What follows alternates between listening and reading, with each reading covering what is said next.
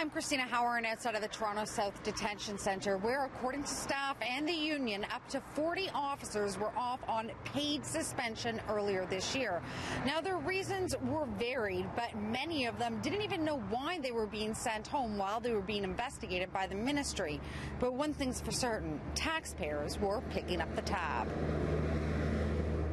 There is no sort of rhyme or reason to the duration of these suspensions. Some, very few, end relatively quickly, but most of them just drag on for months and months and months. Numbers obtained by CityNews through a Freedom of Information request reveal that on January 31st, there were 49 officers off on paid suspension, 2 of them for over a year.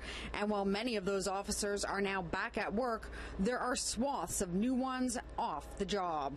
Anytime somebody is suspended, there's certainly an impact on the amount of people that we have at work.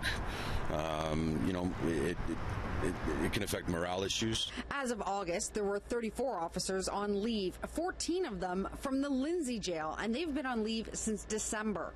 That's when inmate Solomon Fakiri died while restrained in segregation. Now, not all of those officers were there when he died, but they've been off for the past 10 months, costing taxpayers over $800,000 in wages so far. Think about how long our investigations are going on.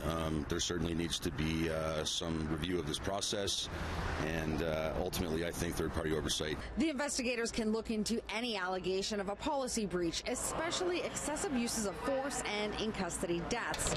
They ultimately report to the ministry, and OPSU, the union representing correctional officers, says that's part of the problem. We've long said that we need third-party oversight, being similar to the SIU.